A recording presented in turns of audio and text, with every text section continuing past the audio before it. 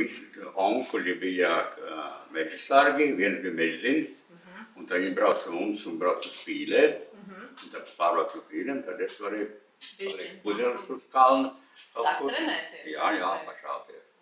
Nu, un tad jau tā īsti sāk šaut jau vāclaiki, jo Kurzemē ieroči bija daudz un dažādi. Tad nāk otrais pasaules karš, un tad nāk partizāna laiki. Visi rādi bija mežā. Es esmu 4 reizes apcietināts bijis. Jā, Čekā. 2 reizes esmu šauts. Bet netrāpījām, mēs izmukām, kurā mēs bijām iekšā. Vēl tagad neviens nezin, kur viņš ir, tikai es. Un es biju aizbraucis, un viņš nemaz nav iegribis. Tad labā vietā un laba koncepcijas. Jā, Kurzemē viss tā. Un tā. Bet tagad ejiet medībās uz dzinēju medībām vai?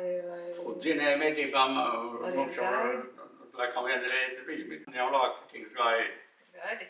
Jā. Bieži izējat? Jā. Pirmajā septembrī nomedīju briežu bulli. Bet tieši uz 1. septembri tā ir laba atklāšanas sajūtas. Jā, uz 9. Uz 9. Iznāca man arī tik tā kā vajag. Ko jūs varat ieteikt varbūt jaunajiem medniekiem, lai viņi tikpat tādi enerģiski, izturīgi, optimistiski? Tas jau man liekas jau ir iekšā. Ja tev iekšā nav, tad vari vest uz medībām un vari likt uz mastu, nekas tur labs nesarā. Bet tas iekšā, tas ir pašam vai varbūt jūsu vecāki? Kaut kas ir nākas no kaut kurienes iekšā. Jā. Jūs medījat jau cik gadus? Nu, diezgan daudz. Jā.